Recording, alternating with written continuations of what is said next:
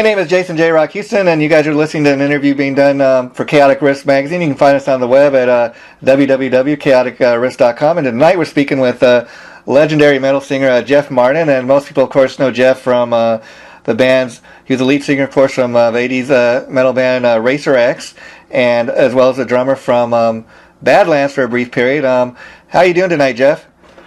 Good. Just getting back from the Bay Area. We did a cancer benefit for I remember his last name, but his first name is Bill, and everybody loves him. And Troy from from Tesla put the thing together. Okay. So there was a bunch of great people playing there, and we all got together and did some jamming, and it was a lot of fun. Oh, cool. And now, I should also mention before we go any further, the reason we're talking to you tonight mainly is because you've got a great new band that you're part of, which is called Blasted to Static. And before we get into that, though, I'd like to talk a little bit about your history, like I was mentioning in the introduction here. A lot of people know you from the band Racer X, which is one of those bands that was really a great launching pad for a lot of musicians. You know, you yourself, and then that band also featured Paul Gilbert that went on to Mr. Big, and then we got Bruce Bollier. He's been in the Scream, and he's done a lot of great solo work in his own right. And then we also had drummer Scott Travis went on to be in Judas Priest. So if you could go back in time and share with us, how did that band first come together? Racer X was, Paul came from Pennsylvania somewhere. And actually I'm working with another guy that comes from the same area as Paul, and he sounds just like him. Whatever's in the water over there, it breeds that kind of, picking style or something. I don't know. But, Paul was at MI, 16 years old. Wow. He had gone there for the schooling, but as soon as he got there, he was so damn good that they made him a teacher along with the schooling that he was getting.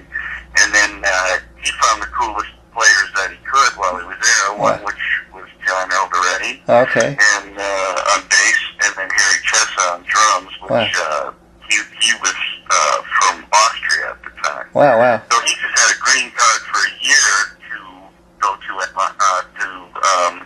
PIT, which is Percussion Institute of Technology. So, through Mike Varney, who I've worked with, I did a couple albums with before that, some Metal Massacre things. Oh, okay. Wow. A couple different bands. He knew about me, so, he found Paul and did a little write-up on him and said, well, I got this great singer out in Arizona I can hook you up with. So we started doing everything over the mail, really, over the phone. Wow.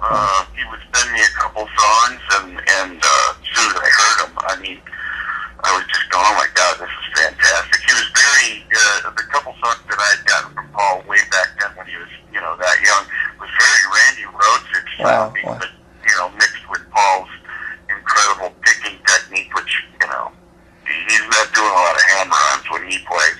That pick is hitting every string. It sounds like a popsicle stick on a bicycle spoke. It's pretty intense, so that's part of his whole way he plays.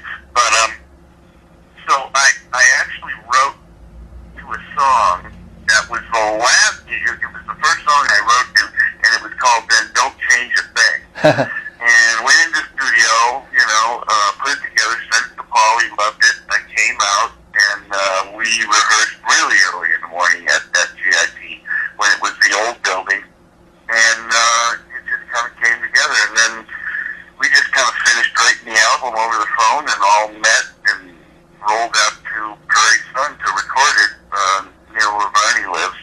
That's just above San Francisco, in Tecate, California. And that's kind of the story on that. 99 hours. Wow, and the whole thing, 99 hours, and that's with mastering, mixing, and everything. It was a whirlwind, Well, they sure couldn't probably do that these days, the way they make records, but now. Well, now everybody does it in their bedroom now. Yeah. I still go to Prairie Sun to do work. I love the vibe there. It's kind of like you get to bang your first girlfriend that you ever banged. Yeah, I mean, every time I go there, it feels like that because it was my first real album I did there. And yeah.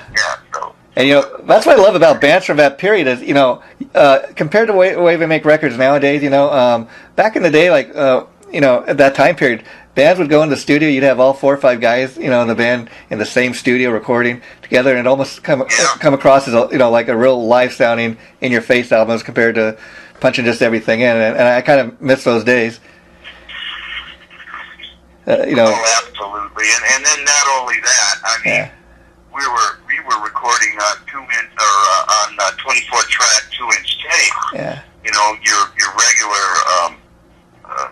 way you recorded back then, and when we had to do moves for mixing, every guy had 5 or 6 moves on the board. So we had to either raise or lower something, or turn up a reverb, and everybody had their list as the song went by. Hands were flying all over the place. Now everything's automated and, all that stuff. Actually, I've been working at Prairie Sun the last 3 or 4 years, kind of once a year with a guy called Mato Naji, and he's on the Hendrix tour. Oh, okay. And it's a band called Indigenous, and he's very Stevie Ray Vaughan, Jimi Hendrix.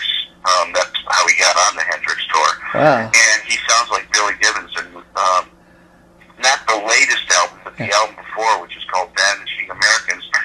We got a NAMI for that, which is he's a Native American, he's a full Lakota Sioux. Wow.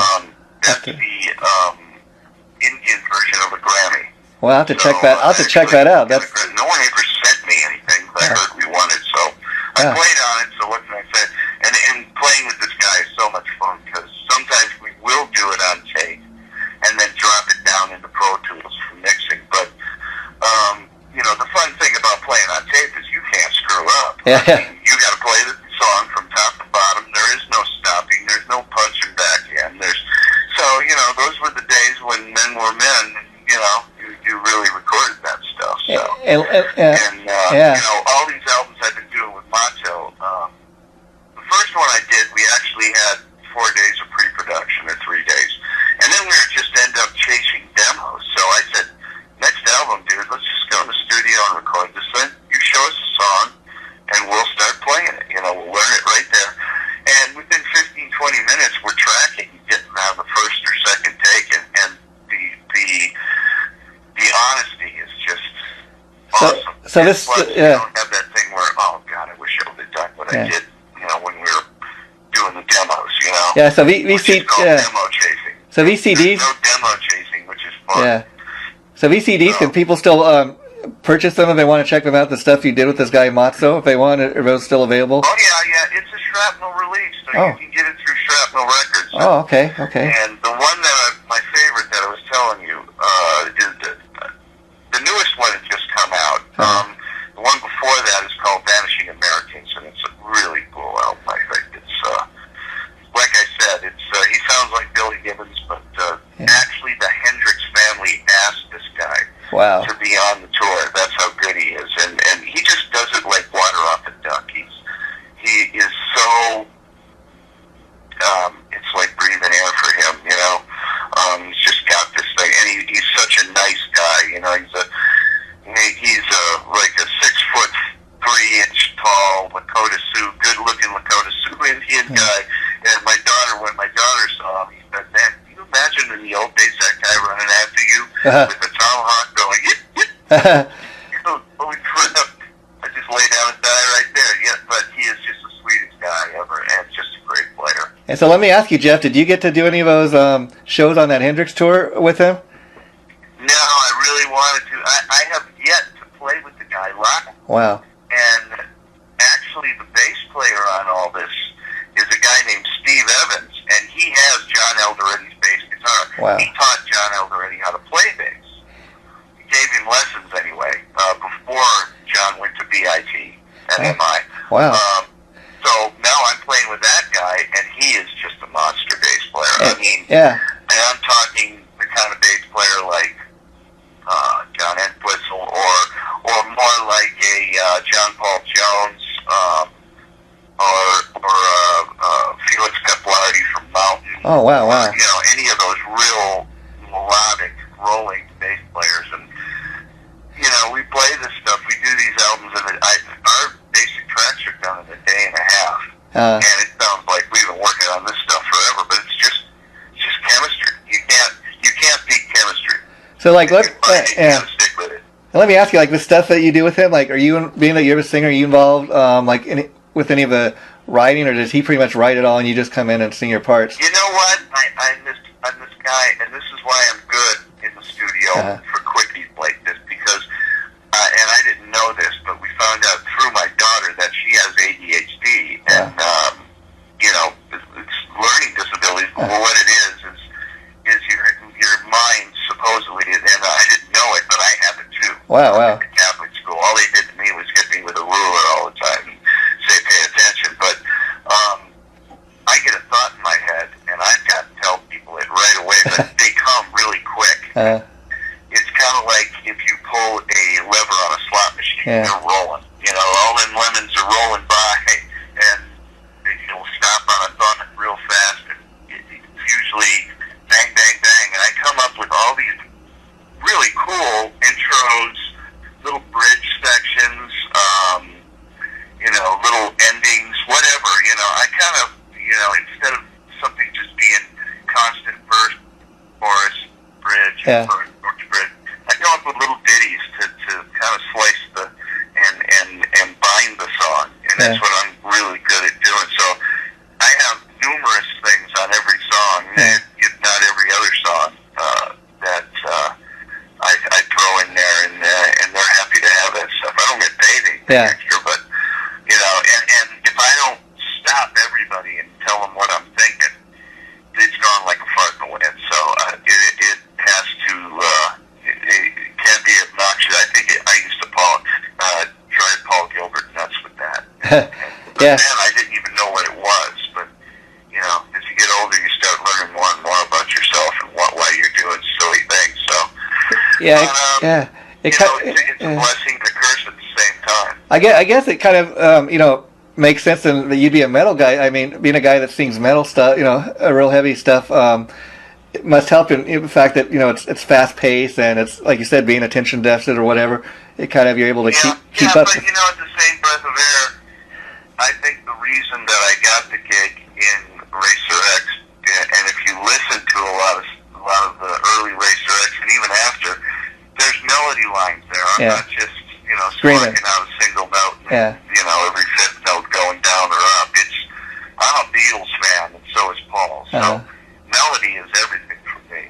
And, so I like always to try to build some kind of melody line that somebody would actually remember, let alone me, and then try to, you know, peg together some lyrics that actually can paint pictures in your mind. And I think a lot of my lyrics could actually, they would really do well for videos and or for movies, because, you know, if I was here to sit here and break some down for you, I could actually show you what I mean. But I don't have any of that stuff. But, you know, if you look at some of them, they are they're visual lyrics, I think, in a lot of cases. Oh, yeah. And, you know, I was curious, like, your involvement with Mike Varney, was it a matter of you sending him a tape, or did he see you play live somewhere, or how did you...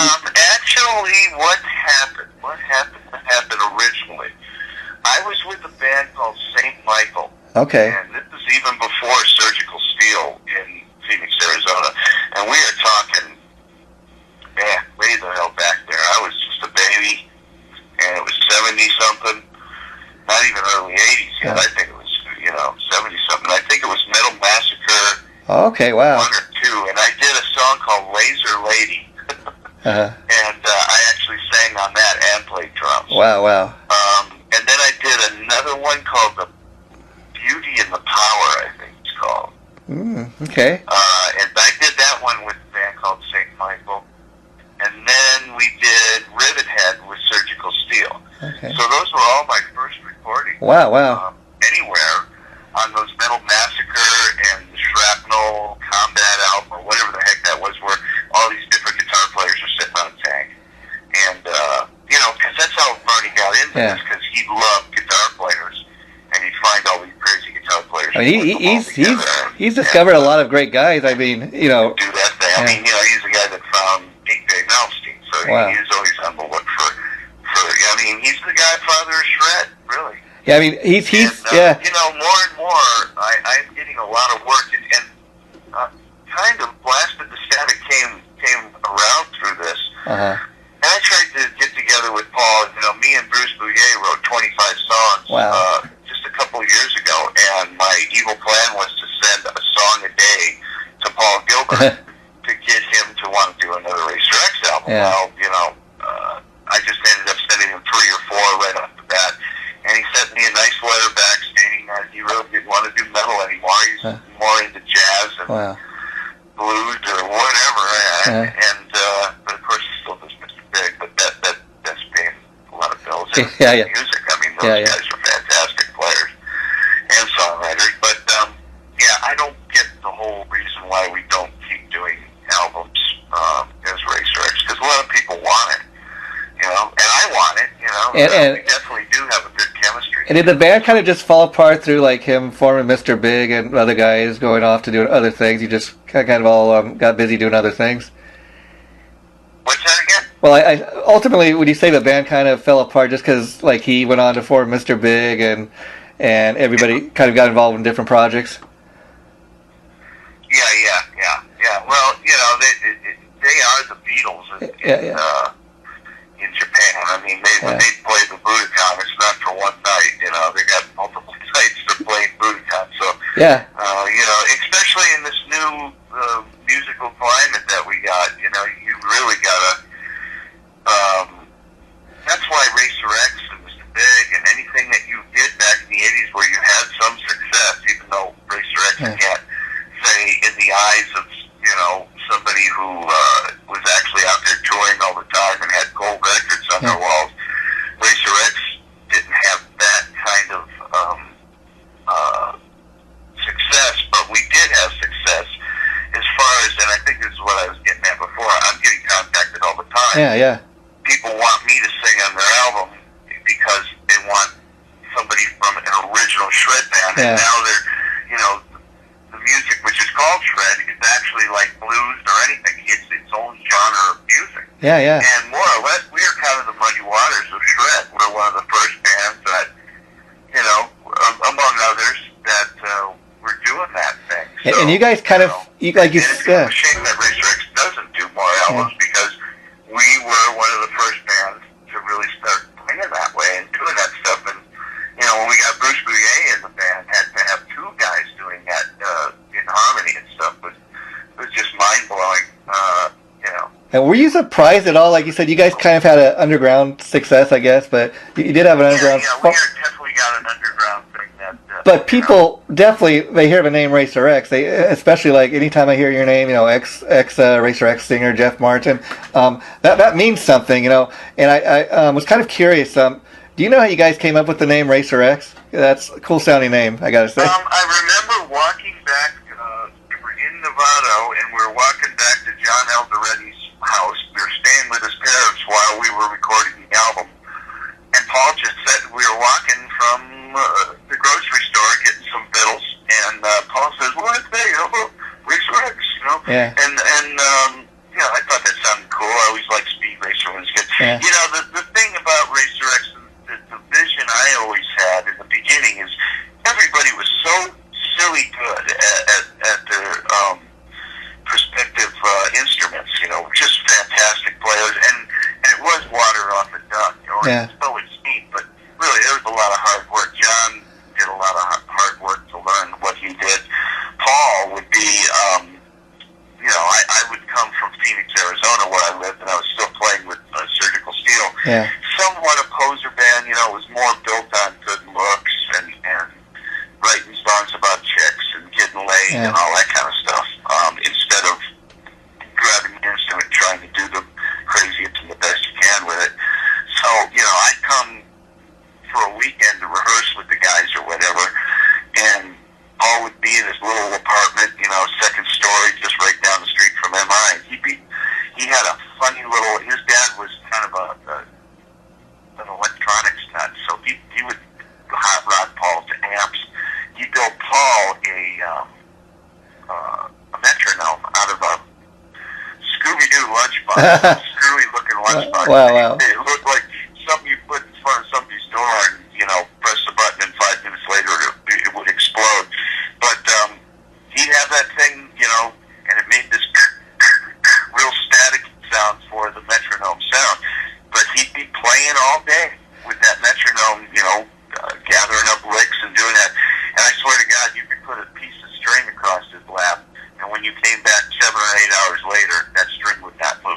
Yeah, you know, He'd be there just practicing, and that's what he did. And I got to tell you, Jeff, especially He being had that focus and that drive. especially being on a label like Shrapnel, you know, I think the cool thing about a band like Racer X is, I mean, I'm into all these like 80s shred guys like we've been talking about, but the cool thing about Racer X is it was an actual band. It had an actual singer. It was more than just, you know, one guy playing all this shred music, you know. And that comes around once again to Paul loving the Beatles and loving melody and getting me in the band because that's what I like too. So, you know, you're not just sitting there trying to melt people's faces off. I always thought that we at least tried to put together something that was, you know, a nice plate to put the shred on, you know? And you know, like you said, serve up for everybody. And you know, my daughter, who is, she is going to college right now. She's just about to, she's just about to, what I'm looking for, what's the word? She's about done with it, and she is going for photojournalism. Oh, cool. And, you know, she's really steeped in music. She wanted originally to work for Rolling Stone magazine. She's such a heavy. She's heavier than I am when it comes to heavy metal. She's been turning me on to Suicide Silence and a million other really heavy bands, and you know, I've been trying to learn a few things from that. But her favorite album, her being as heavy as she is, her favorite album is Getting Heavier, which is our most unheavy album of all time. Because we wanted to write songs, you know. And funny thing is I actually heard a couple guys in the band, and I never said this to anybody, but they were saying, yeah, I guess it's going to be another album where Jeff screams his ass off. You know, blah, blah, blah. So right then and there I said, screw it, I'm just going to sing on this one. Yeah. So, you know, it's probably got the least calisthenics as far as doing, you know, the Rob Halford kind of stuff, and more melody, more just kind of singing. And my daughter thinks it's the best album of all of ours. I personally don't. I like it. Yeah. It's got like a couple, 3 songs that I wrote from top to bottom that, you know, it's just different, you know. It was a different point in our career, and if anything, the title of the album means more, you know, especially with the lyrical content. It's kind of like life's just getting heavier. You know, it's not just the album's heavy.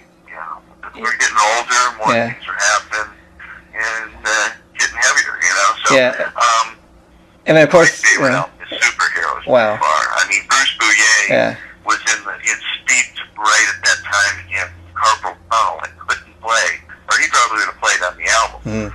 But he mixed and mastered, you know, he did all the knob turning and all that stuff on that. So it's the best sounding album for sure, and the songs are just fantastic. I was curious. Yeah, I was curious. Any chance you guys might reissue any of those old albums, or even you got stuff in the vaults, like maybe like a live concert? You know, there was just the 25th anniversary of the first album or whatever, and I was thinking, why don't we remaster this, remix it, or do something cool?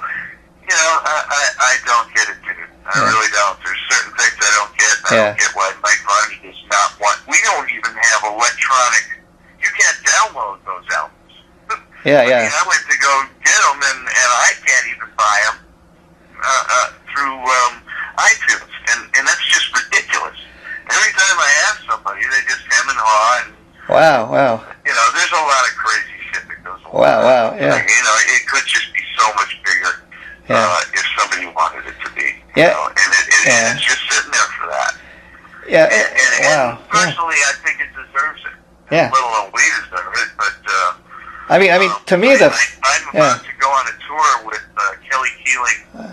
He just did an album with Vinnie Moore called Red Zone Rider. Wow. And I'm going to be playing drums on that. It's fantastic stuff. It's right up my alley. As far as drums are concerned, I'm more of a 70s guy. And I didn't play drums at all in the 80s practically. Just towards the end I did. I was a singer through all of the 80s, but that's you know, I'm a John Bonham, Ian Pace, Mitch Mitchell, Ginger Baker, Don Brewer. I'm steeped in all that kind of drumming. So that's what this stuff is. It's more like Badlands than it is anything else. But you got Kelly Keeling, who's Cajun, you know, from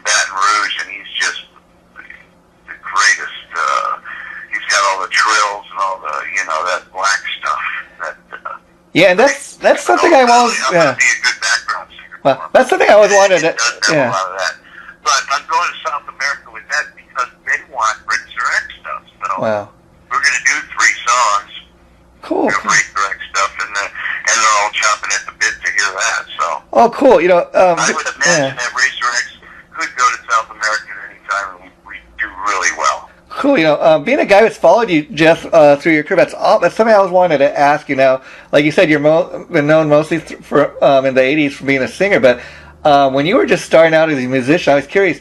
Did you start out as a drummer and then you just became a singer? Yeah, I was a drummer first. Okay. But I always, I got in trouble. I remember, 3rd grade or something, and they actually, the nuns, I went to Catholic.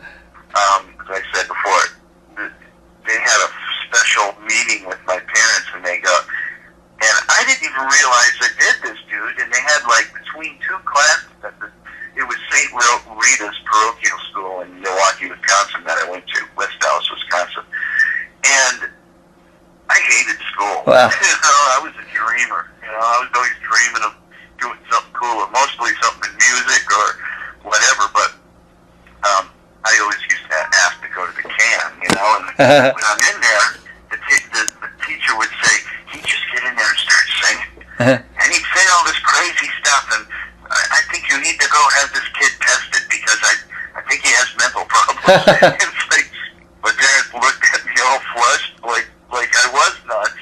And, the funny thing is I didn't even realize I was doing that. Wow. And so... So obviously I wanted to be a singer, but I had a brother who was a drummer and had a lot of cymbals laying up in the attic and stuff. I used to go on pilgrimages to go find these hidden little gems, little splash cymbals and stuff, and I'd nail them onto a broomstick, and my first drum was a TV tray with pennies and a chain on it and a towel over the top. Wow. And so, what was the point where you decided, I'm gonna, put up a drumsticks and become a front man? Well, I was a singing drummer because I loved Don Brewer. Oh, okay, cool. So, I bought my sister way back when that album came out, which was Grand Funk Live. Wow. I bought her the album, and she hated it because she was into the Beatles and Dave Clark 5 and all the English stuff. And I listened to that, and that was an epiphany for me. I mean, there's a lot of epiphanies that I still remember. One was when my brother brought home from college the first Jimi Hendrix album, and I saw it sitting on the dining room table. I picked it up and go, "What's this?" And I was really young then. And I put that on. And before that, I was drumming, and it was the Beatles for me. So I wanted to be Ringo Starr. So that made me want to be a drummer. When I heard Jimi Hendrix and I heard Mitch Mitchell play, that's when I wanted to be a good drummer. Wow. It's to this day, that's my center of my universe would be Mitch Mitchell or any of the Hendrix, the first 3 Hendrix albums. Wow. So for me, that's magic music right there. So I got it. Of course, I'm a huge John Bonham, like all the other guys, but I think a lot of drummers should just leave that poor son of a bitch alone. Yeah. The whole Bonzo Bash thing and all that stuff. It's just, I almost think that Bonzo, if he came back, he goes, she's all pissed off and leave me alone, Yeah. But, when you hear him play, and it's just magical, what he does is hard to explain why it's so magical. It's just like Hendrix. Yeah. And,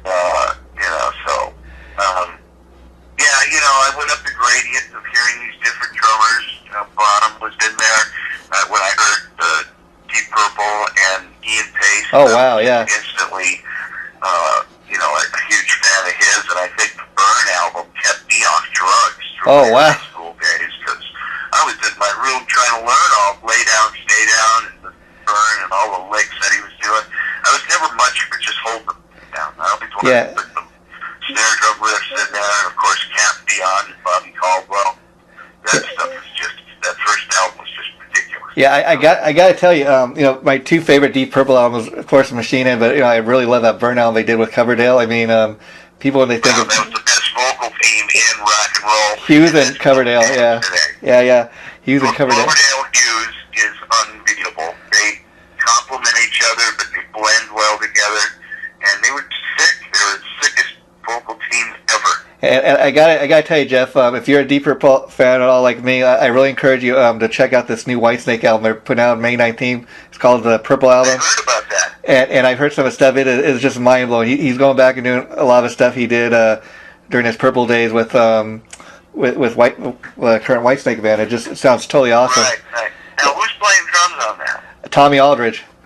Oh, he is awesome. Yeah, and then you got Reb Beach from Winger, and this guy Joel Holsgrove used to be a Night Ranger. So it's just a great lineup. And it's funny. I've been trying to get together with him for ages, only because we're neighbors. Oh wow! Not literally neighbors, but I live on the west shore of Lake Tahoe, and he lives on the north shore of Lake Tahoe over by Incline. So, I'm always telling friends, hey, Ted, will you tell Coverdale that I live right around the corner from him?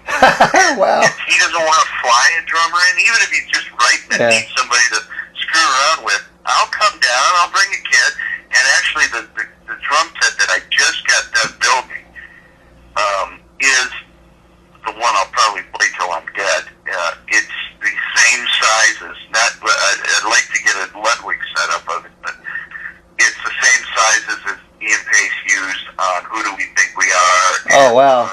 And especially Made in Japan, which is, I think he had a 16-inch floor tom cut 10 inches deep for the ride tom. Oh, wow. 16, 18, 20 in a 26-inch kit.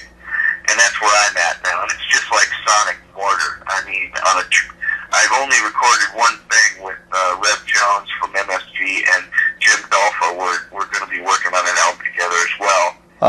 And I think I wanted to call it Psycho Magnet, but the guitar player's already been in a Psycho band. So Okay. Wow.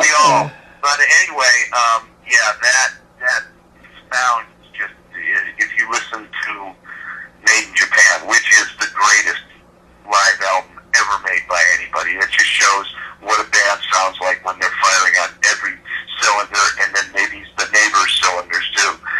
And the drum sound on that and the playing is just ridiculous. Yeah. You want to hear something funny about that? I heard an interview John Lord did before he died, and he was talking about Made in Japan, that the band was totally against putting that out. It was kind of a record company thing, but it just kind of took off on its own, and the band was totally amazed at this success. Can you imagine? And then they had that one where they played all the nights. I think there was 2 or 3 more shows they did. Yeah. And the ones they picked were definitely the ones that should have been picked. Yeah. But when you hear the other versions, they're completely different. Those guys had it was just a free-for-all. It was kind of like Badlands. We were like that too. We had 3 songs that could be 7 minutes or it could be 25 minutes, depending on how we were feeling. And the jam sections in the middle were just a free-for-all where we could just go off. I mean, we knew where we were going and how the dynamics would build and fall and stuff. But Jake would go off and he's rolling around in his own blood and guts on the floor doing fantastic feedback shit and all his Hendrix stuff. And it was fantastic. So that to me is what the real band is all about. And that's why I'm really excited to go out with Red Zone Rider, because it's going to be like that.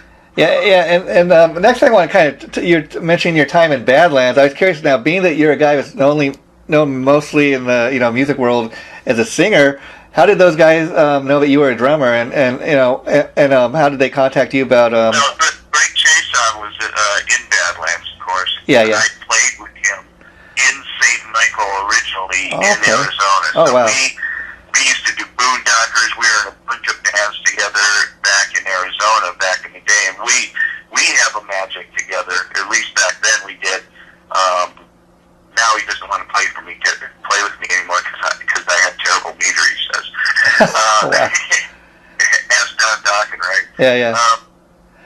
But of course, all the guys I normally play with say that's insane and what? because they don't even believe it. But, you know, people will say what they will. But long story short, we played together great. I mean, we did all those Blindside Blues Band albums after the Badlands albums, and Without a Click, of course. And we just got this magic together that sounds like we've worked on all these parts, but he knows where I'm going to go when I do a lick. I'm going Bobby Caldwell, or I'm doing an Ian Pace lick, or I'm doing a Mitch Mitchell, and he knows where I'm going, so he plays along with it, or vice versa. He's off on a Tim Bogart bit, or on a Peter Felix Peplardi bit, and I know where he's going, so, you know, we just showed the songs, but when it comes down to adding the runs and all the stuff that builds the song, we kind of know where each of us are going, so that's why I got that gig, more or less. I went and for a week straight, I had to come every night for auditions. Wow. A whole week. And every night I was, at the time, had a lot of time on my hands, and I like to bake shit. So I'd bake a pie, I'd bake a cake, I'd bake a strudel every night. So they kept me coming back, I think, just for the desserts. Wow. So let me ask you, Jeff. And the real crazy thing, this is the craziest thing of all, and I hadn't even met Ray through that whole week. And the last day of that week, Ray came back from New York, and he had his dirty white leather jacket on. Comes in with his big smile, acts like I've known him my whole life. But that's the way Ray was. He was a real charismatic character. Sits down on the stool on one, and by the way, that whole week, I didn't get to play any Badlands songs from the album. Wow. All they did was show me new stuff, and what are you going to come up with it? You know, they just wanted to see what I could do with the material they had now, which all that material was Voodoo Highway material. And so we did one song, Ray hadn't even heard it. He's never heard any riff from it or anything. He sits down on the stool, grabs the mic, and starts singing the motherfucker. Wow. I mean, in full on. Verses, choruses, lyrics, bridges, everything. Done. And I go, you know, after we played the song, I go, what the hell was that? Yeah. I thought, you didn't have this song. And he goes, oh no, man, that's just my jibba jab thing. Him, like me, the first shit that he comes up with is usually the best stuff. And he would just, off the top of his head, and, you know, I mean, if you listen to the Dusk album, half of those songs are words, and his jibba jab is, I went down to the tone, all vowels and all shit in the middle with a word on the end and a word in the beginning and a word on the end of the lines. Yeah. And that's what it was. So there's some Japanese kid that actually wrote lyrics to that album when there wasn't, that should be getting publishing because he wrote the words, you know, that Ray did. So the Dusk album, I always wanted to ask him, was that something, was that just like an album of unreleased material? Was that stuff recorded during the Voodoo Highway sessions or after? No, that was after Voodoo Highway and after a year of touring. Oh, okay. So, you know, towards the end of that year of touring, which we did that in 2 Lincoln Continentals in a truck. We wanted to save money, not go out on a tour bus. And you know what? We were one of the only Atlantic bands that year to make any money. Because we did it that way. And we drove ourselves. I mean, we went across America twice, you know. Yeah. It was an extensive thing. But that was just songs that, you know, Jake was writing toward the end and, you know, during that tour. And then at the end of it, we just started working on the what was Dusk. It was going to be the third Badlands album on Atlantic Records. Well, a friend of Ray's, and we've been working on the song for, you know, 2-3 months. We had him down. Ray still didn't have his lyrics because he's a procrastinator. Yeah. And we went to Goodnight LA to record the demo of it, and we were doing it with a guy named Shea Baby, and he was doing it all on spec in the thoughts that he would get the gig when Atlantic heard these songs and said, okay, here's your budget for the next album. Wow. So every one of those songs is one take. Wow. We only played through them once, and as a matter of fact, I remember Jake being, you know, really kind of antsy to get out of there. Let's just do it, you know,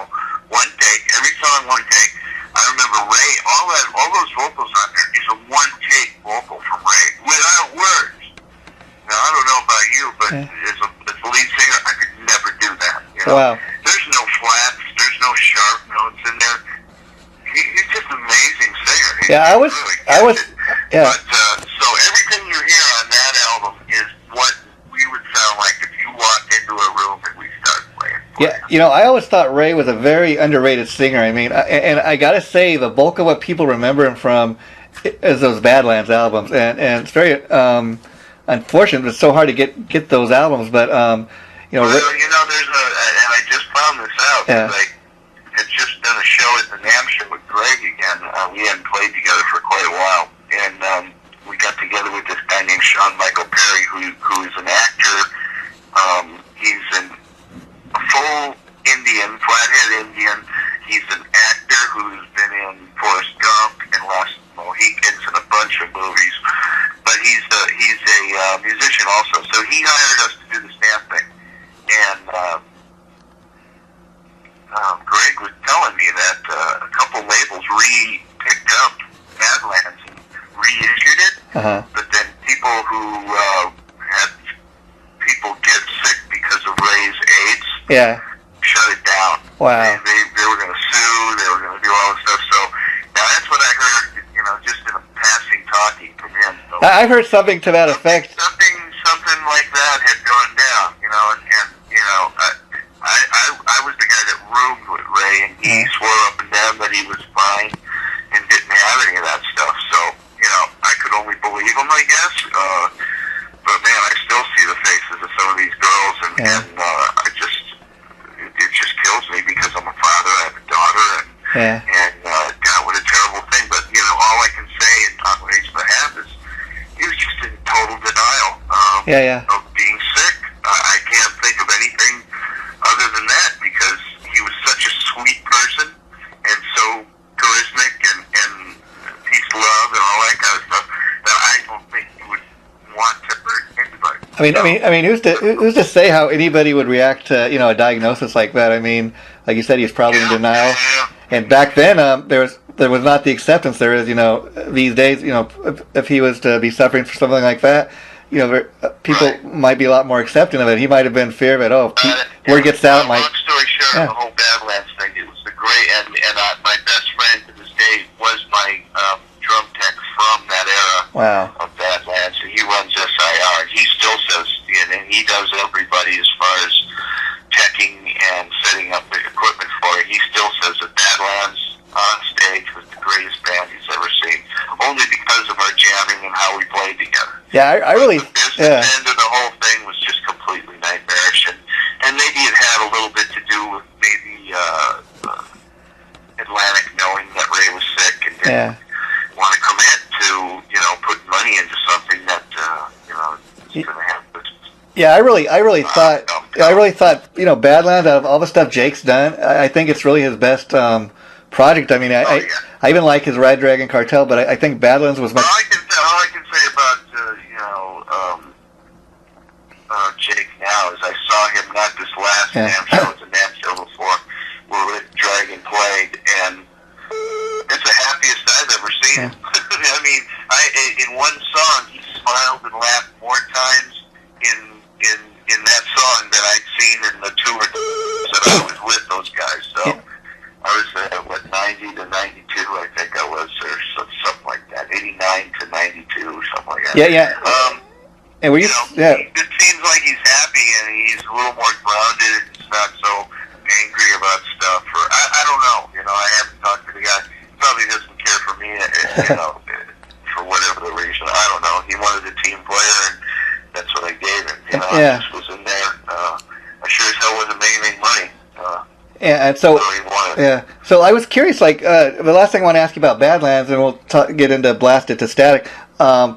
As far as the live shows, when you did those, like the stuff that was on the first album, like, did Jake or Ray tell you, we want you to play the stuff off the first album the way Eric did, or did they allow you to go in and kind of put your own style in it? They personally, they didn't really, and Eric's a fantastic drummer. I learned so much from him. I learned how to put together a song and make it build better by changing the drum beat as it goes along from verses to choruses to, you know, not just play the same beat through how to really put together a song better in drumming. But what they really didn't like about his drumming was just the runs that he did. They thought they were too flubba-dubby and not, they called it Fred Flintstone or something like that.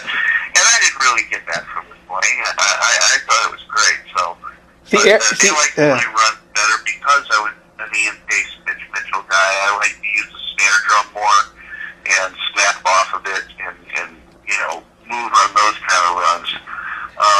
They let me do what I wanted, and if I started overplaying, he'd say that's too much or whatever. Yeah, see, that's the thing. Eric Singer, he's like a real showman, and that's why I really think he's a great drummer for Kiss, because what I love about what he's done with Kiss is he's become a lead singer too, a lead singer drummer. He's got a fantastic voice, and he could even put out a solo album where I've heard some lead singing he's done, not just on Kiss albums, but he put out some solo project where he's singing lead on stuff, and it's just amazing what an incredible singer the guy is. Yeah, he's a real talent. God, any day of the week I'd trade him for what he's done and where he's gone, and I'll trade for that any day of the week, man.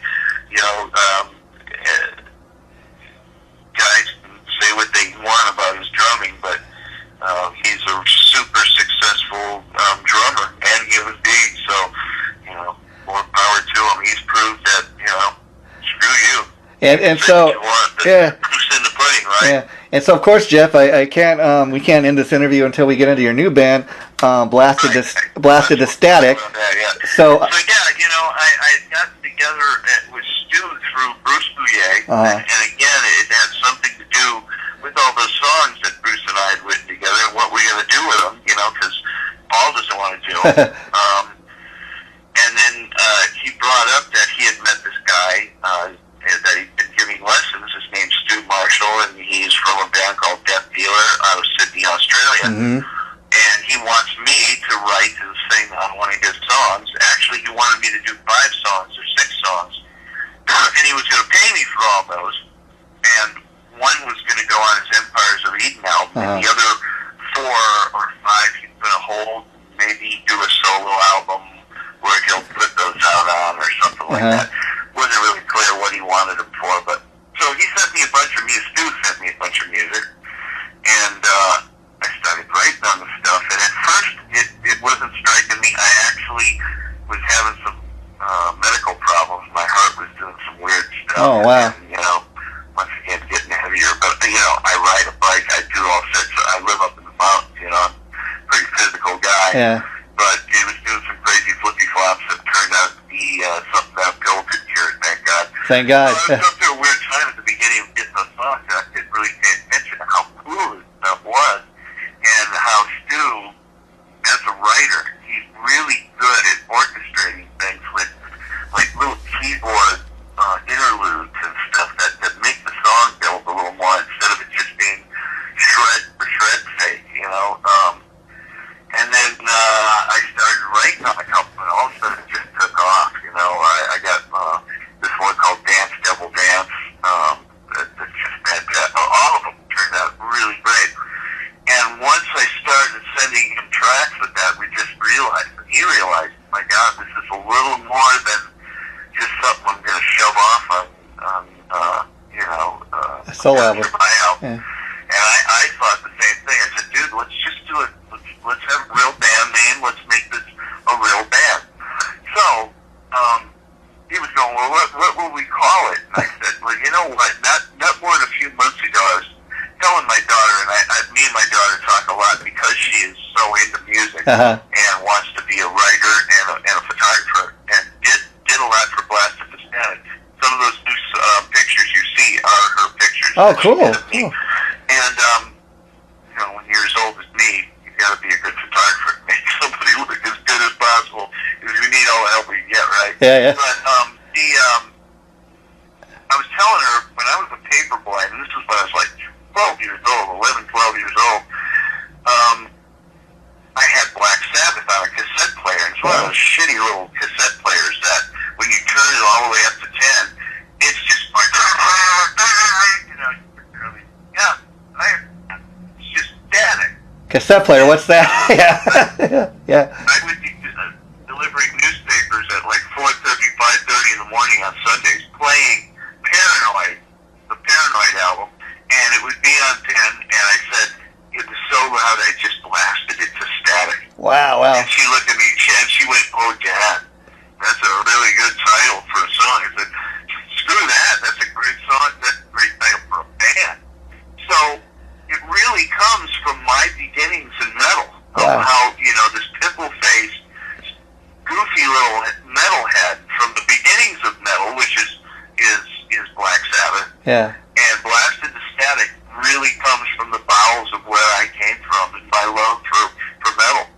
Yeah. And so let me ask you, also look on your guys' Facebook page, I really, you got a cool looking logo too from a band. Who designed that? Me. Oh, cool. I'm an artist, so what I did is I got those stencils, and I got an old Zenith TV, and if you go on our site, you can actually see where I did the whole thing. We got all these little rubber mummies and all this shit. And I got the TV.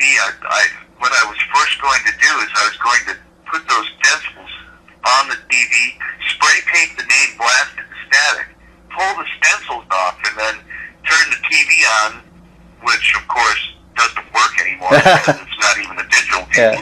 It's from the 60s. Wow. And, it's actually from the 70s, that one. So even the name is from my love of metal from the 70s. Wow. And the TV is from too.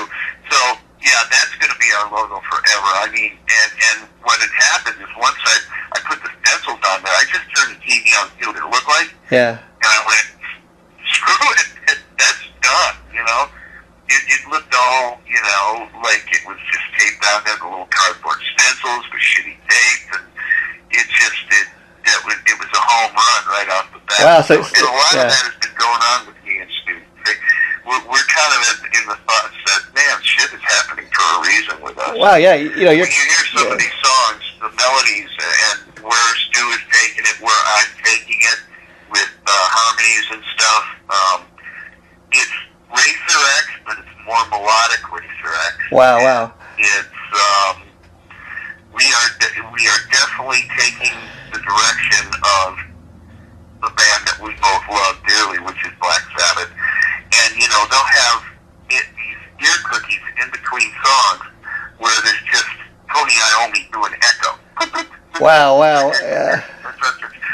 With fluff and all that, all those crazy little 1 minute or 30-second things in between 2 or 3 heavy songs to give your ears a rest.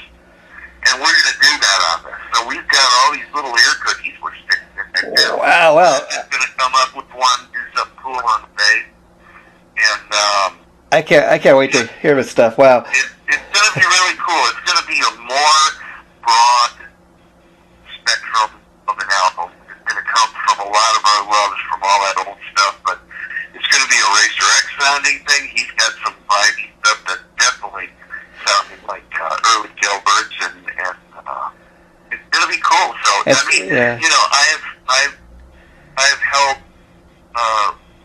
Racer X like a little treasure, and I didn't want to sing with anybody else. It was a silly thought of mine. And when I got that last letter from Paul, I realized, oh shit, I don't think this is ever going to happen again. So I'm going to get out there. Now I'm doing 4 albums as we speak right now. Oh wow, yeah, because I was going to ask. Yeah. This one's getting on the top of my list. So, wow.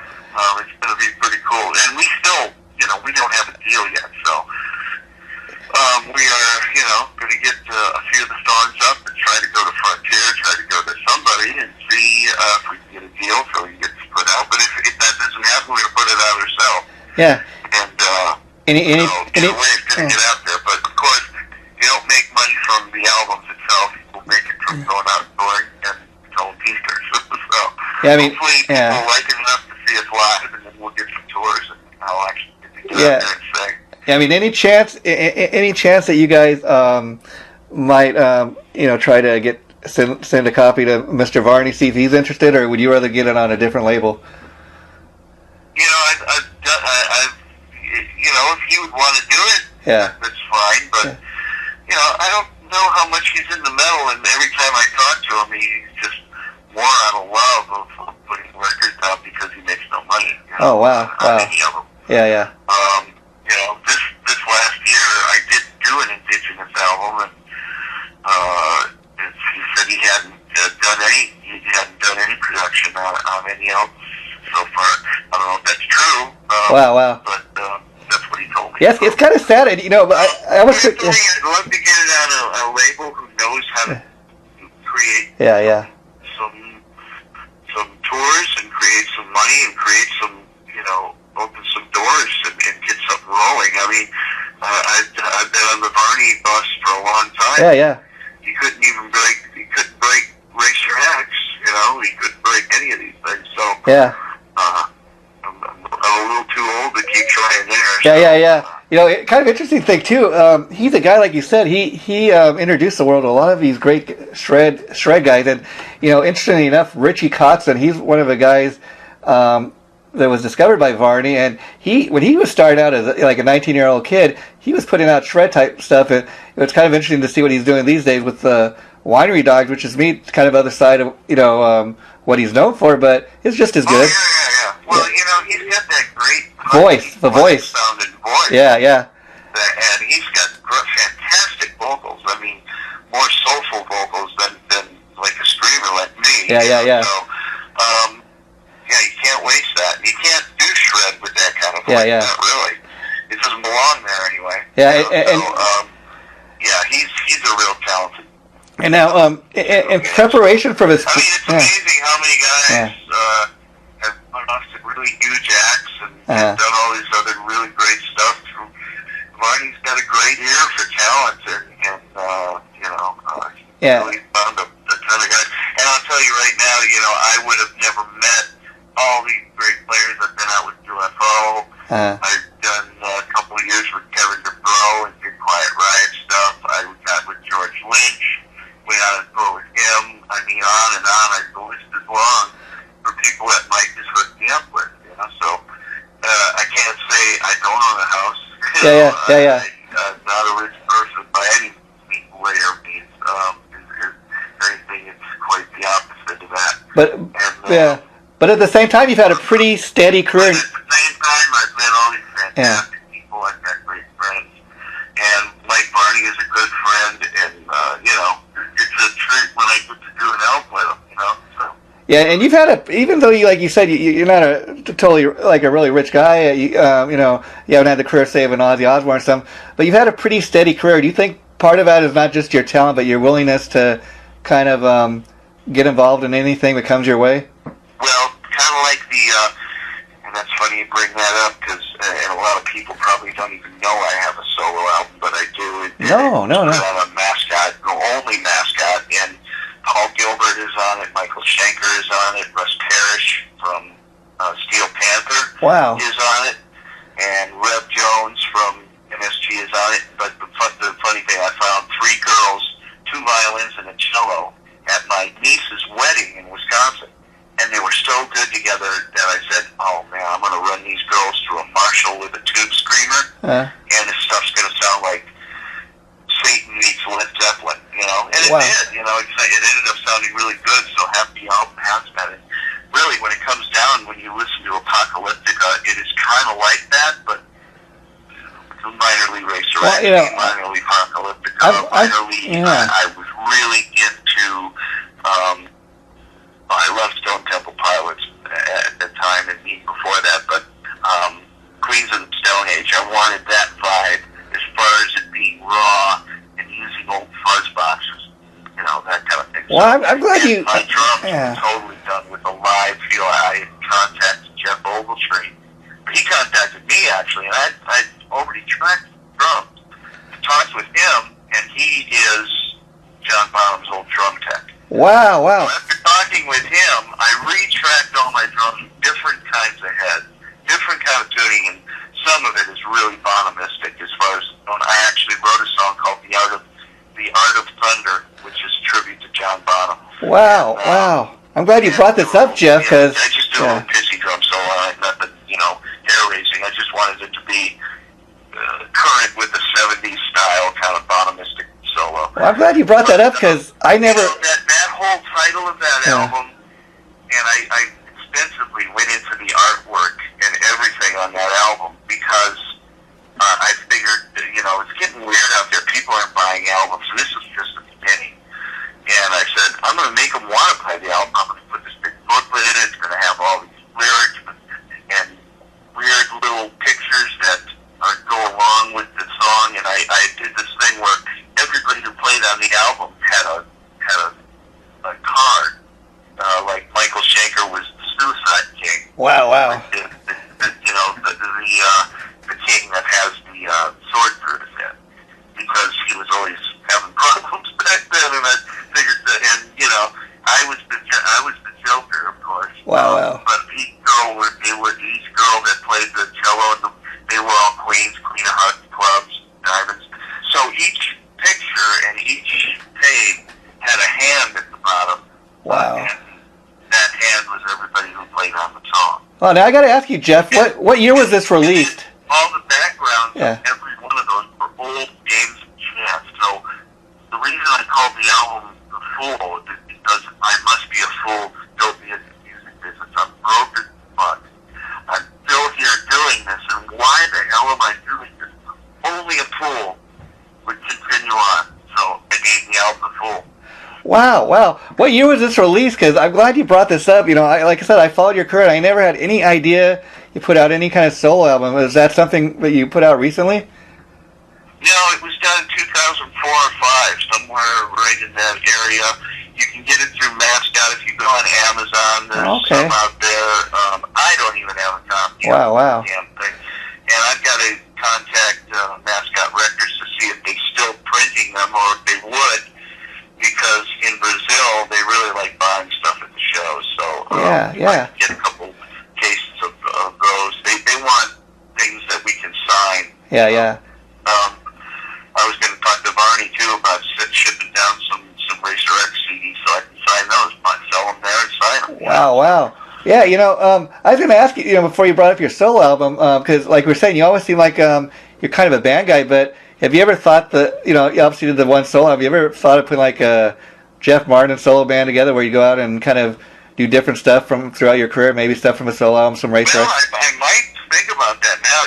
Like I said, I've been saving myself for Racer X. Me and Paul were best of friends. Yeah. I mean, my daughter is his goddaughter. Wow. But after he got married to Emmy, his new wife, he just kind of drifted away, and I don't know why. I always ask myself if there's something I did, and he's a kind of an aloof character when it comes down to getting serious and asking serious questions.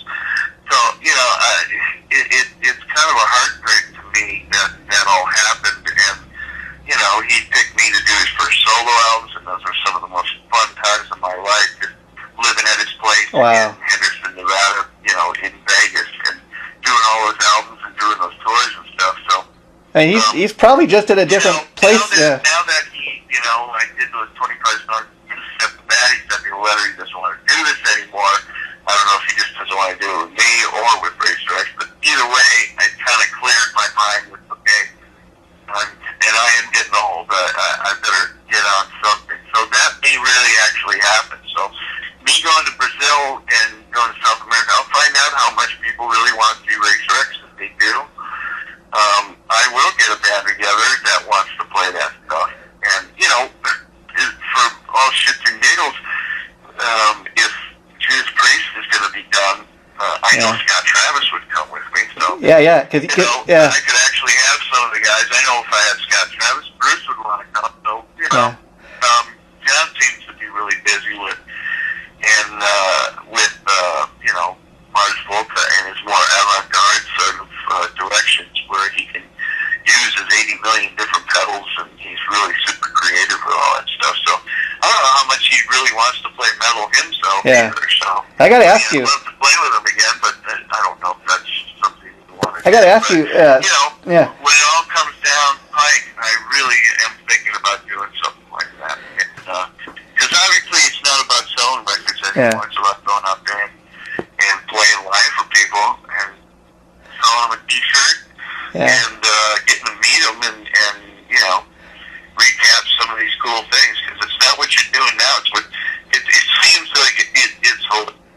Yeah. And I got to ask you. It's not about, like, I think it was Rod Stewart that said, you're only as good as your last album. Yeah. People won't be. But now it seems like if you have history from way back, you can re-dig that up and people really want to see that again. Yeah, well, I got to tell you, Jeff. That's being the muddy waters of shred. I'll dive in on our own genre of music. Why not? There's enough guys out there that I know can play it. So. Yeah, well, I got to tell you, Jeff. Your name does have some weight. I mean, for a simple fact, and just setting this interview up with your publicist, he told me I got this great new band for you to interview. They're calling themselves Blasted to Static. He listed the guys in the band. I said, Jeff Martin, is that the singer from Racer X, the drummer within Badlands? That's the guy. So, I mean, I was very excited. I don't know if you can tell, just talking to you and doing this interview. And so, your name, just as much as, Stu Marshall and, Rev Jones, is what's going to sell this band. And as far as Blasted to Static, how far are you guys into recording? And do you have a time frame of when we might see something get released? Yeah, well, Stu is on a world tour. 5 weeks of just fucking off. Yeah. Him and his wife are going all over the world and having a good time. And he works, not only in music, but he's got a pretty stressful job that you need to get that time away and clear his head. So we've got most of the album done. I mean, there's only 3 more songs that we may have to do. Rev, I know, can do his bass parts in a couple days. He's that good. And he's going to come up here, and I think I'm going to have him re-sing some of the background vocals. Yeah. And I've been working on Rev's new songs that he's writing, and his vocals are just silly good. I mean, I never knew he was this good of a singer. And he just recently had a divorce, and I guess it tugged at his heartstrings, and he's writing some of the best stuff he's ever written. So I'm going off on a little tangent with him, and we're going to do maybe an EP of that stuff. But to have him in this band, he was my first pick. And so we're thinking in June, pretty much April, May, end of June, depending on if we get a label involved soon enough. June or right on the beginning of summer is where you'll see the album come out. Yeah, because it'd be great if you could get on a label like Frontiers. That's the ultimate thing. But again, if not, I think it's a little more work, a little more money, but it'd also be worth it. Like if you guys had to release it yourself, because you have to invest a little more time and money and energy into it, but the payoff is that much bigger. And I think any time that you're putting that much effort and money into something, you're more motivated. Well, it's all about getting the right people behind it, to do the publishing, the publicist, right? Getting the name out there, so we can have a bunch of people come to the concerts and see us play. That's what it's all about now. If I thought I could make if vinyl came back tomorrow, if I had one wish for music, it would be that all this was just a bad dream. The downloading, all that shit, and there's still, the only way you can hear a song is on vinyl. Yeah. And I come from an era where I learned my songs on an 8-track tape. Yeah. And my brother was in Vietnam. He had an 8-track player. I had to learn all the other songs that I had to go through to get to the song that I wanted to learn. So it made you a better musician, I thought. Yeah. But to have a piece of vinyl, open up that record, look at the pictures, the artwork, all that stuff, and then I swear to God, I still get a lump in my throat when I drop the needle on a piece of vinyl. Yeah, we don't. It's warm. It sounds beautiful to me. It just sounds so much better. The amazing thing is vinyl's, making a bit of a comeback. And I'm like you, Jeff. I miss the days of going to Tower Records, and I'm still a guy that loves to have, I got a stack of CDs sitting on my desk, in my car. I love having something to hold and look, like you said, look at the artwork, look at the pictures. That's why I really hope you guys put something out physical, because I think you, being the artist that you are, you could come up with a awesome album cover. Yeah. Well, like I said, I did the Extreme Volume Man. I did the Voodoo Highway. Wow. Alligator with the GoPro. I'm that ADHD thing in me. Just my mind just spins and spins on seeing images of stuff, and then I bring them to light. That's what that stuff helps me.